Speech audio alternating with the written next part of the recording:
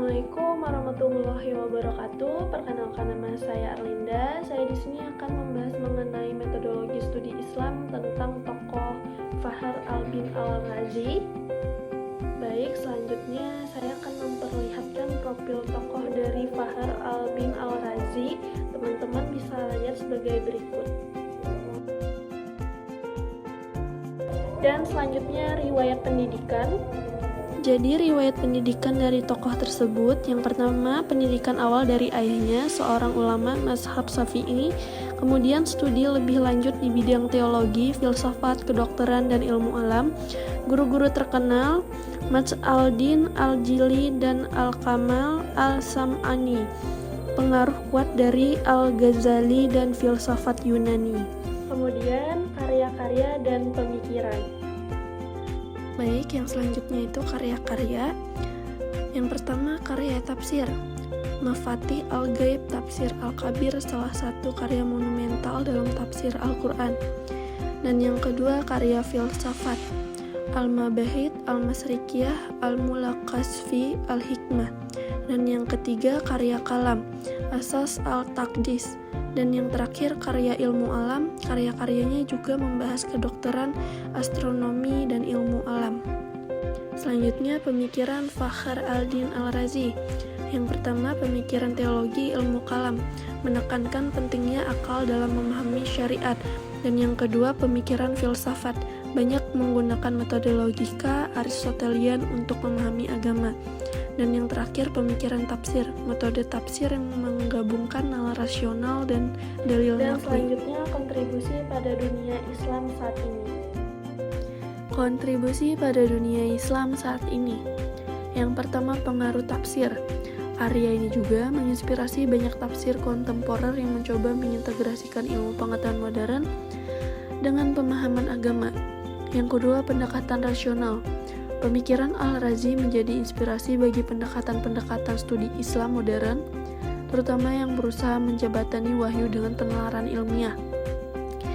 Dan yang terakhir, diskusi filsafat dan kalam. Meskipun pendekatan kadang dianggap kontroversial, kontribusinya dalam mengembangkan diskusi teologis tetap dihargai hingga kini, terutama dalam menanggapi isu-isu ekspektisisme terhadap agama. Selanjutnya, pemikiran teologi. Pemikiran teologi ilmu kalam. Dukungannya pada mazhab Asy'ariyah.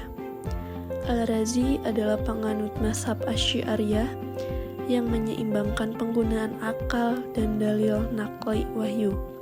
Namun, ia melangkah lebih jauh dengan memberikan ruang lebih luas pada akal untuk menjelaskan dan mendukung keyakinan keimanan. Selanjutnya, pentingnya akal dalam syariat. Menurut Al-Razi, akal adalah instrumen penting untuk memahami ajaran agama, khususnya dalam membuktikan keberadaan Tuhan, sifat-sifatnya, dan kebenaran wahyu. Ia percaya bahwa penalaran logis dapat digunakan untuk memperkuat keyakinan terhadap Islam, namun hanya sebagai pembuktian teologis, tetapi juga untuk menjawab tantangan dari kaum skeptis. Kemudian, pemikiran filsafat. Pemikiran filsafat. Metode logika Aristotelian. Al-Razi menggunakan logika Aristotelian dalam tulisannya, seperti dalam Al-Mabahith al-Masrikiyah. Ia menjelaskan konsep-konsep metafisika, hubungan antara sebab akibat, dan hubungan antara Tuhan dan ciptaannya dengan pendekatan logis. Selanjutnya, kontroversi. Pemikiran sering menuai kritik dari ulama dan menganggapnya terlalu Yunanis atau terlalu mengandalkan filsafat asing. Sebagai menilai pendekatannya kadang-kadang membingungkan umat karena terlalu kompleks dan tidak sesuai dengan pendekatan sederhana dalam Islam. Kemudian, pandangan pribadi terhadap pemikiran Al-Razi. Pandangan pribadi terhadap pemikiran Al-Razi. Yang pertama, yang positif. Al-Razi berhasil membuktikan bahwa Islam tidak bertentangan dengan akal dan logika, dan pendekatan rasionalnya menjadikan Islam relevan untuk menjawab tantangan zaman modern, seperti sains dan skeptisisme. Dan yang kedua negatif. Ketergantungan pada filsafat Yunani membuat beberapa pemikirannya cenderung terlalu teoritis dan sulit dipahami oleh masyarakat awam. Dan beberapa ulama berpendapat bahwa pendekatan rasional ini dapat mengaburkan kesederhanaan Islam yang sesuai untuk semua golongan. Selanjutnya, latar belakang pemikiran Al-Razi. Yang pertama, konteks sejarah. Al-Razi hidup pada masa kejayaan peradaban Islam, di mana filsafat Yunani diterjemahkan dan menjadi rujukan utama.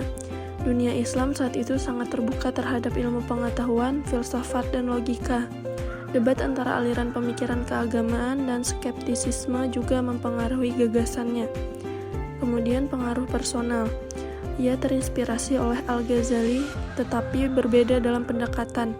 Jika Al-Ghazali lebih berhati-hati terhadap filsafat, Al-Razi mencoba mendekatkannya ke dalam pemikiran Islam. Kesimpulannya, Fahr al-Din Al-Razi adalah tokoh besar dengan kontribusi signifikan di bidang tafsir, teologi, dan filsafat. Pemikirannya menawarkan pendekatan rasional dan masih relevan. Kritik terhadap pemikirannya menunjukkan pentingnya menjaga keseimbangan antara nalar dan wahyu.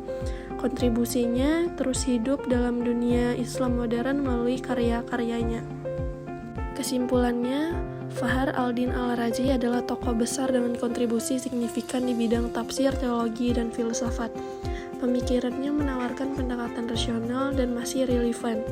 Kritik terhadap pemikirannya menunjukkan pentingnya menjaga keseimbangan antara nalar dan wahyu. Kontribusinya terus hidup dalam dunia Islam modern melalui karya-karyanya.